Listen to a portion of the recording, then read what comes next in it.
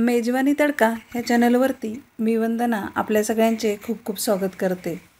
आज आपण चमचमीत झणझणीत असं मसाला वांग बघणार आहोत। आता याला थंडीतलं वांग असं मी का नाव दिले हे मी तुम्हाला पुढे सांगते। इथे मी छान वांगे घेतले आणि थोड्याशा कोथिंबीरच्या काड्या घेतलेल्या आहेत। सुरुवातीला आपल्याला वाटण करून घ्यायचे आहे।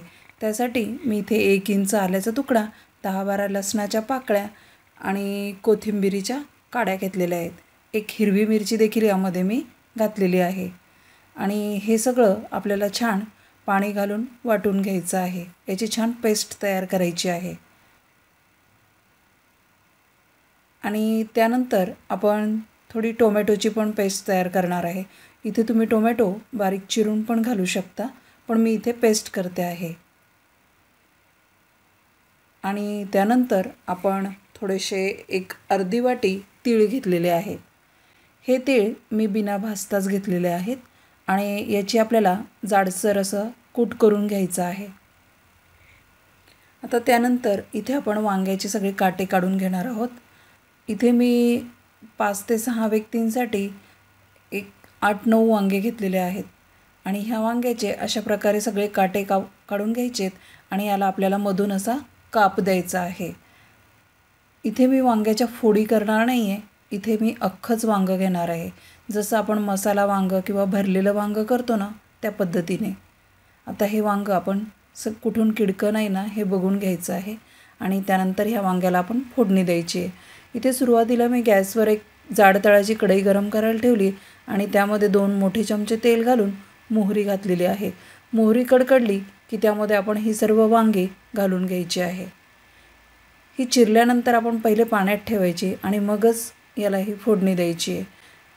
आता 1-2 मिनटं याला छान वाफ द्यायची आपल्याला आणि मग हे वांगे आपल्याला काढून घ्यायचे आहेत, म्हणजे नंतर याला शिजायला जास्त वेळ लागणार नाही।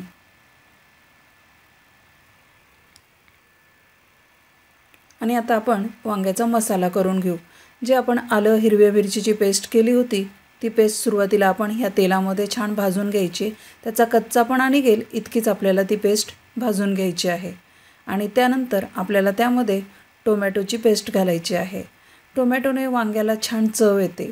थोडेसे आंबट, थोडा तिखट असलं की भाजी आपली छान लागते आणि ही भाजी पटकन होते। आता टोमॅटो छान शिजले जात आहेत, त्याबरोबर मी एक तमालपत्र पण घालते आहे आणि चवीनुसार आपण मीठ घालून घ्यायचं आहे।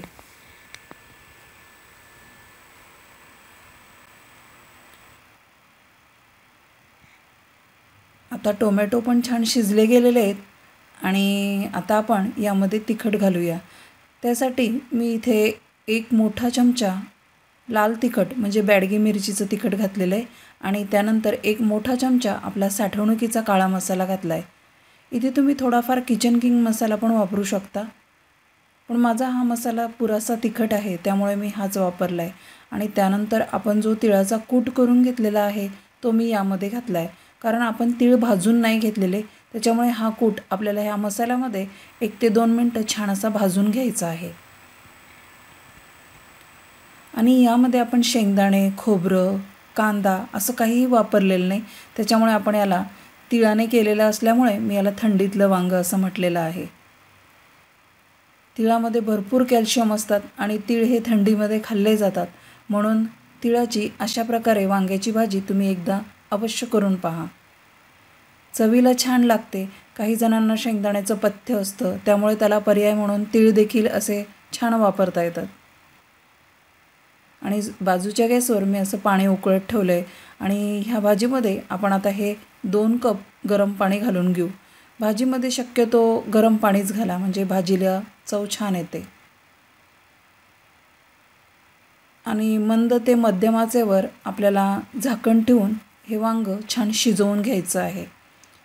भाजीमध्ये पाणी तुम्हाला भाजी किती दाटसर हवी आहे यानुसार घाला। इथे 2 कप पाणी घालून पण ही भाजी छान माझी दाटसर झालेली आहे। तुम्ही इथे बघू शकता भाजीला रंगही अगदी सुरेख आला आहे आणि भाजीचा सुवासही अगदी घरभर दरवळतोय। आता आपण ही भाजी शिजली की नाही हे पाहू।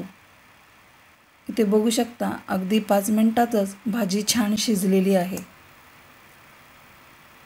मैत्रिणींनो, चॅनलवर नवीन असाल तर चॅनलला सबस्क्राईब करा आणि भाजी कशी वाटली मला नक्की कमेंट करा, लाईक करा, शेअर करा.